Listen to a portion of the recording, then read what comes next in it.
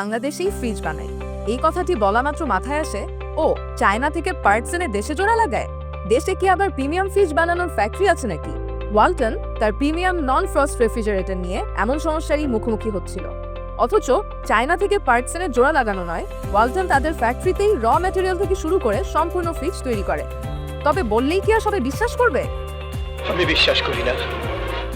আবার প্রত্যেককে ধরে ধরে ফ্যাক্টরি ভিজিট করানো সম্ভব না।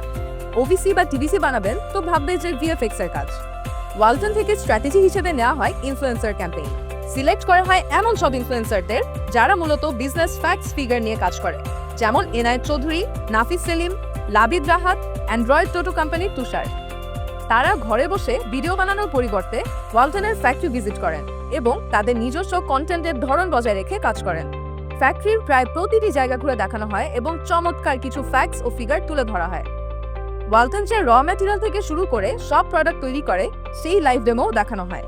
এই ইনফ্লুয়েন্সার ভিডিওগুলো এতটাই বাস্তবসম্মত হয় যে বাইট সাইজ পিয়ার প্ল্যাটফর্মগুলো এসব ভিডিওর ফ্যাক্টস ও ফিগার ব্যবহার করে বিভিন্ন কন্টেন্ট তৈরি করতে শুরু করে। এর ফলে ওয়ালটন প্রায় 3 লাখ টাকার পিয়ার ভ্যালুয়েশন ফ্রিতে পেয়ে যায়।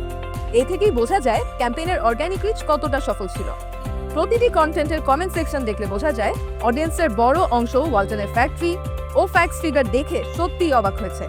প্রচুর পজিটিভ রেসপন্স পাওয়া গেছে। রেফ্রিজারেটর ব্র্যান্ডগুলোর মধ্যে ওয়ালটনই প্রথম যারা সরাসরি ফ্যাক্টরিতে ইনফ্লুয়েন্সারদের নিয়ে গিয়ে তাদের সম্পূর্ণ উৎপাদন প্রক্রিয়া তুলে ধরে। এর মাধ্যমে ওয়ালটন একই সঙ্গে টার্গেট অডিয়েন্সের আস্থা অর্জন করতে সক্ষম হয়। এই ক্যাম্পেইনের প্রথম 1 মাসেই অর্গানিকভাবেই 3 মিলিয়নের বেশি ভিউ এবং 5 মিলিয়ন রিচ অর্জিত হয়। এর ফলে ওয়ালটনের ব্র্যান্ড ক্রেডিবিলিটি উল্লেখযোগ্যভাবে বৃদ্ধি পেয়েছে এবং উৎপাদন এবং উদ্ভাবন সক্ষমতা নিয়ে মানুষের মধ্যে আত্মবিশ্বাস আরও দৃঢ় হয়েছে।